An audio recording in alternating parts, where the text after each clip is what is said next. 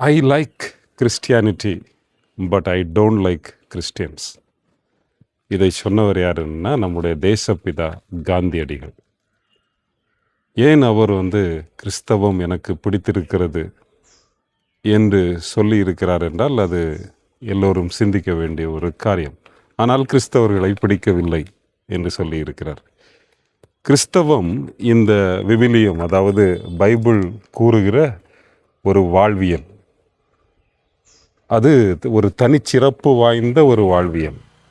அதை யாரும் வாழவில்லை அதிகமாக. எனவேதான் அவர் சொல்கிறார், கிறிஸ்தவர்கள் இந்த விவிலியம் கூறும் கிறிஸ்தவ வாழ்வியலை பின்பற்றாததால் எனக்கு கிறிஸ்தவத்தை பிடிக்கும், ஆனால் கிறிஸ்தவர்களை பிடிக்கவில்லை என்று சொல்லுகிறார். இந்த நாளிலே நாம் கிறிஸ்தவம், அதாவது இந்த பைபிள் சொல்லக்கூடிய கிறிஸ்தவம் என்ன, அதனுடைய தனிச்சிறப்பு என்ன என்று ஒரு 12 முக்கியமான காரியங்களை நான் உங்களோடு பகிர்ந்து கொள்ள விரும்புகின்றேன். முதலாவதாக இந்த பைபிள் சொல்கிற ஒரு காரியம் என்னவென்றால், இந்த உலகம் உருவான வரலாறு.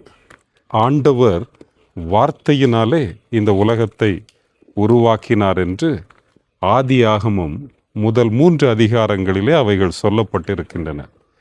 இங்கு கேள்வி 7 நாளில் உருவாக்கப்பட்டதா, 7 நொடிகளில் உருவாக்கப்பட்டதா, 7 ஆண்டுகளில் உருவாக்கப்பட்டதா, அல்லது 7000 ஆண்டுகளில் உருவாக்கப்பட்டதா, இல்லை என்றால் 7 மில்லியன் இயர்ஸா, அதெல்லாம் தெரியவில்லை.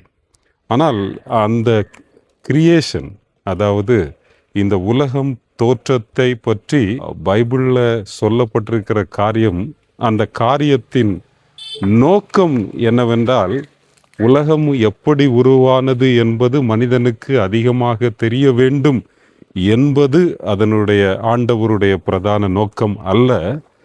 மாறாக மனிதன் எப்படி உருவாக்கப்பட்டான், மனிதன் எவ்வண்ணமாக ஆண்டவரால் நேசிக்கப்பட்டான் என்பதுதான் அந்த உலக உருவாக்கத்தின் நோக்கமாக, அதாவது அந்த கிரியேஷனில் மையமாக பைபிள் சொல்லக்கூடிய காரியமாக இருக்கிறது.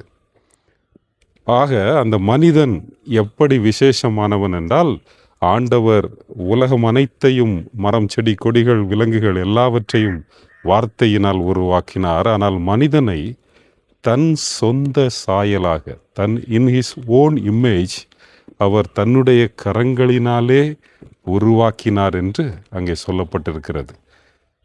அதை பின்னும் தெளிவாக சொல்ல வேண்டும் என்றால், உடலோடு உயிர் இணைந்தபோது உள்ளம் பிறந்தது. உடலோடு உயிர் இணைந்தபோது உள்ளம் பிறந்தது.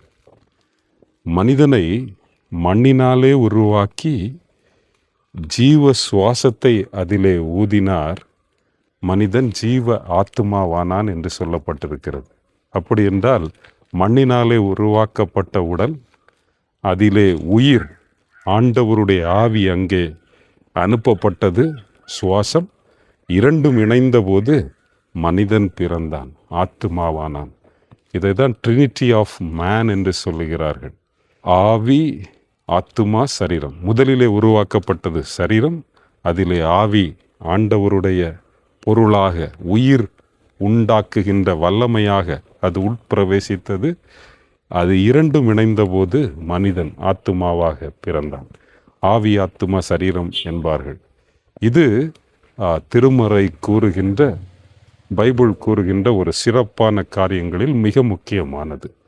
ஆயினும் இந்த பரிணாமம், எவல்யூஷன், இதையெல்லாம் பற்றி பேசுகின்றவர்கள் பொதுவாக எல்லா விலங்கினங்களுக்கும், உயிர்கள் அனைத்திற்கும் தொடர்பு இருக்கிறது, ஒற்றுமை இருக்கிறது. அதாவது similarities because of single origin என்று சொல்லுவார்கள். ஒன்றே ஒன்றிலிருந்து தான், ஒரு செல்லிலிருந்து தான் அனைத்து விலங்குகளும், பறவைகளும், செடி கொடிகள் எல்லாமே உருவாகின. That is because of single origin. ஒரு செல்லிலிருந்து எல்லாம் உருவானதினாலே இந்த அனைத்திலும் அந்த சிமிலாரிட்டிஸ் இருக்கிறது என்று சொல்லுகிறார்கள், according to evolution. But according to this biblical creation, இந்த பைபிள் சொல்லுகிற கிரியேஷன் கொள்கைப்படி இது என்ன சொல்லுகிறது என்றால், the similarity is because of single creator. ஒரே ஒருவர் ஒரே ஒரு கடவுள் இந்த உலகனைத்தையும் உருவாக்கியதாலே அங்கே ஒற்றுமை இருக்கிறது. Similarities because of single creator. இது மிக முக்கியமானது. மனிதன் கடவுளுடைய சாயலில் உருவாக்கப்பட்டிருக்கிறான் என்று சொன்னேனே. பைபிள் சொல்லுகிற மிக முக்கியமான காரியமான அந்த ஆத்துமா, த லிவிங் சோல், இட்டர்னல், அதாவது அது மரணமே கிடையாது அந்த ஆத்துமாவிற்கு என்பது பைபிள் சொல்லக்கூடிய மிக முக்கியமான ஒரு காரியம். இது விலங்குகளுக்கும் தாவரங்களுக்கும் இந்த ஆத்துமா, அந்த சோல் இல்லை என்று திருமறை சொல்கின்றது. அது தெளிவாக அது சொல்லப்படவில்லை, ஆனால் அதை நாம் புரிந்து கொள்ள முடியும். இதுதான் திருமறை மனிதனின் தோற்றத்தையும் உலகத்தின் தோற்றத்தையும் பற்றி கூறக்கூடிய மிக முக்கியமான காரியம். இது மற்ற மதங்களிலே சமயங்களிலே சொல்லப்படுவது போல ஏற்கனவே பல யுகங்கள் இருந்தது, இப்பொழுது ஒரு யுகம், அந்த மாதிரி திருமறையிலே சொல்லப்படவில்லை.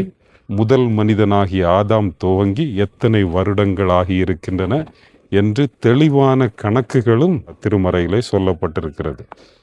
எனவே திருமறை, அதாவது பைபிள் சொல்லக்கூடிய கிரியேஷன், அந்த பூமி உருவான விதத்தின் மிக முக்கியமான நோக்கம், அதிலே மையப்பொருளாக இருக்கின்ற மனிதனின் உருவாக்கத்தையே அங்கே சிறப்பாக சொல்லப்பட்டிருக்கிறது. இது முதல் தனிச்சிறப்பாக நான் இந்த திருமறையிலே காண்கின்றேன்.